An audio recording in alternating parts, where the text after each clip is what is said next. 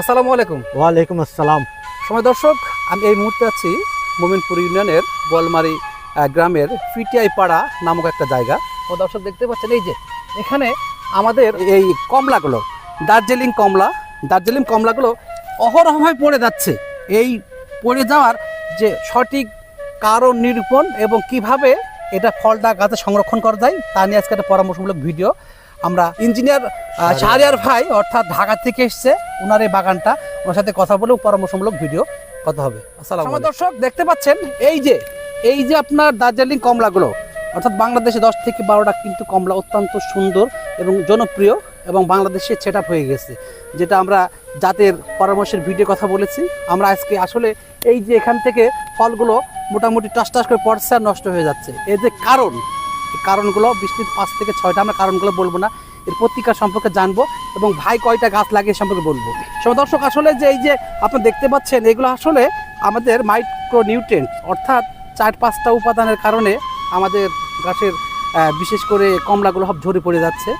আমরা শুধুমাত্র আজকে যে পরামর্শটা আপনার ফল যাতে আকর্ষণীয় কালার হয়, অর্থাৎ দেখছেন এখানে সময় দর্শক এগুলা আপনার স্ক্যাপ দাঁত মতো হয়ে গেছে, তারপর এগুলো হচ্ছে সানবার্ন হয়ে গেছে এবং বিভিন্ন ছোট সাইজের আছে। ফলগুলো সাইজ হবে এবং হচ্ছে মোটামুটি এটা ফলটা পড়বে না, এর বোটাটা শক্ত হবে। এরকম একটা পরামর্শ কথা জাস্ট আমরা সেই কথা ওনাকে বলবো, তার আগে পরিচিত হয়। আসসালামু আলাইকুম। ওয়ালাইকুম আসসালাম। ভালো আছেন? আলহামদুলিল্লাহ, আপনি ভালো আছেন? আলহামদুলিল্লাহ। আমি ইঞ্জিনিয়ার মোহাম্মদ শাহরিয়ার মুজিব।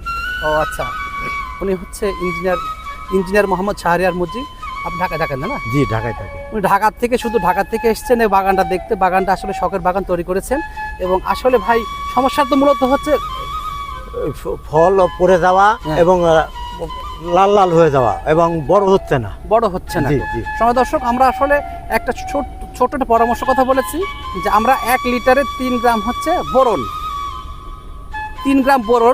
বোরাক্স এইটা যে কোনো একটা ব্যবহার করব এবং 1.5 থেকে 2 গ্রাম আপনার চিলেটেড জিঙ্ক 10টা এইটা একসাথে দেবো এবং কার্বনডাজিম গ্রুপের আমরা একটা ছত্রাকনাশক, সেটা কাজিম হতে পারে, ক্যালিবার হতে, অটোস্টেন 9 হতে পারে, তারপর হচ্ছে আপনার আরবা হতে পারে, এমকোজিম হতে পারে, যে কোনো একটা আমরা এর সাথে কম্বিনেশন দেবো। অর্থাৎ আমরা এখানে 1 লিটারে 3 গ্রাম বোরন, 2 গ্রাম 1.5 থেকে 2 গ্রাম হচ্ছে 10টা চিলেটেড জিঙ্ক যেটা বলা হয় এবং 2 গ্রাম হচ্ছে আমরা কার্বনডাজিম গ্রুপের একটা ছত্রাকনাশক কথা লিখে দিলাম।